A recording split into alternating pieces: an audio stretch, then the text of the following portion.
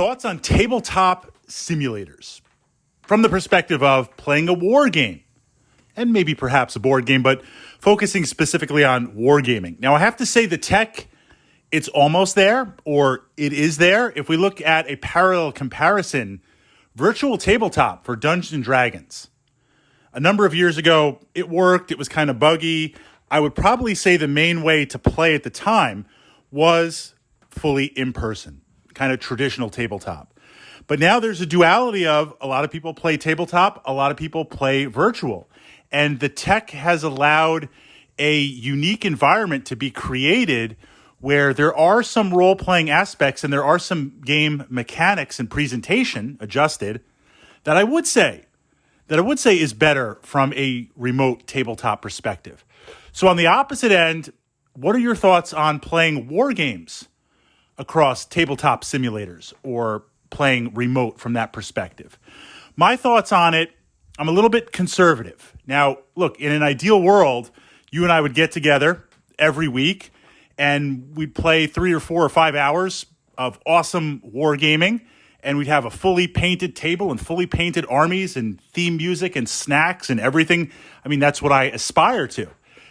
In a perfect world, we would all be members of a really large club where you could walk in on club night and have 5 or 6 different games to pick from and have like 20 club members. And for some of us, that's a possibility.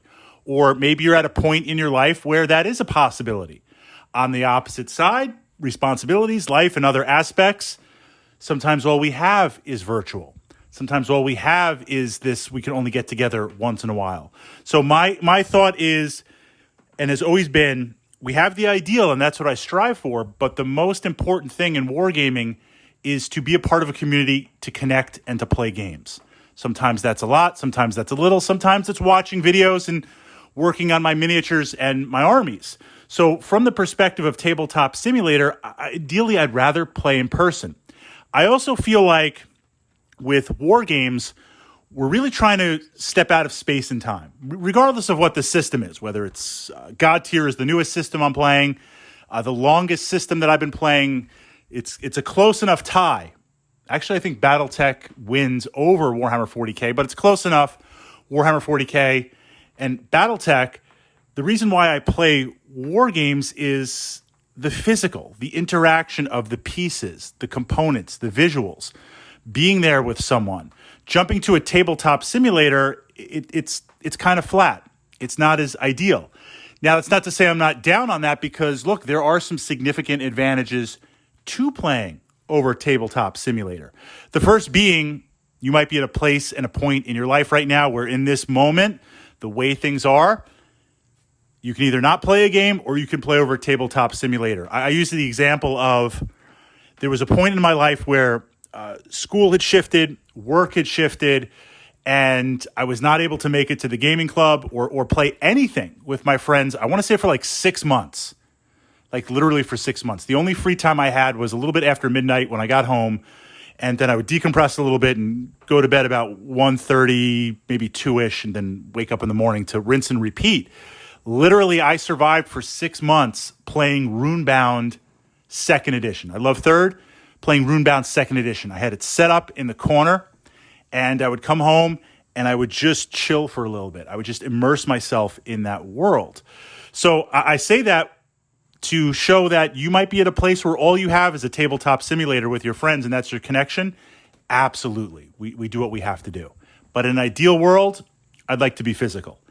Now, we've also talked about, I pushed up, I think, last week, and I'd love to get your feedback and thoughts on tabletop simulator or playing war games remote.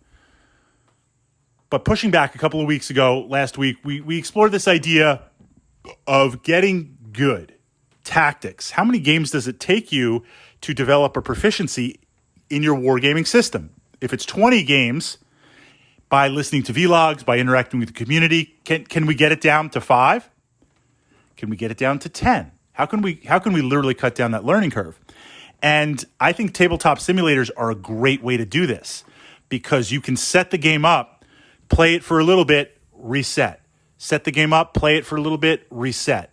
Set the game up, advance the pieces a little bit, try out some combos, reset. You can also interface at different times with your friends. When I was playing Warhammer 40,000 competitively, we spent every Friday, Comic Book Heaven, literally just playing games. Just get there and play games. That's not to say I wasn't having fun or trying to win or immerse myself in the narrative, but sometimes you just need to literally hammer out those games. Tabletop Simulator is a great platform to do that. Here's another example. I'm a massive fan of Talisman.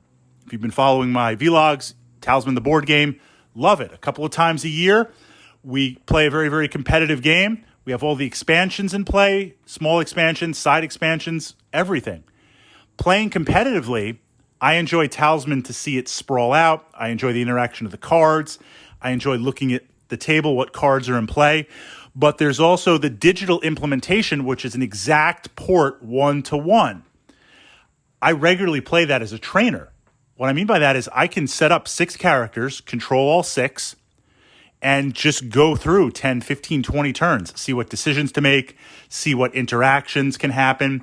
And the game, the setup, the maintenance of the cards, everything's handled by the app. And then I can reset or I can respawn. So I can literally use it as a physical trainer to understand Talisman. There is also massive gains on the tabletop virtual side for Wargaming to be able to do that. And in all fairness, it's not analog, but the visuals look really, really good in a lot of these. So it's a way that if you could also approach it not only as another way to play based on life and responsibility circumstances, but you can approach it from the perspective of, I just want to get some games in. I want to set up some situations. I want to set up scenarios. I want to see how things work. From that perspective, that's some tech that, 10 years ago, playing 40K really super competitively. If I had that to my advantage and I could utilize that, granted 40K is pretty complex, that would have been huge. That would have, I was going to say a game changer. That would have really been huge. So I think there are opportunities to use it. And my approach would be, it's a tool in your toolkit. Embrace it, use it, play it. But let's strive always, as best we can, knowing things like life and responsibilities in school get in the way. But let's try to focus on physical. Let's try to focus on the wargaming physical aspects and that interaction, but utilizing the tech, if it's there, to help advance that hobby.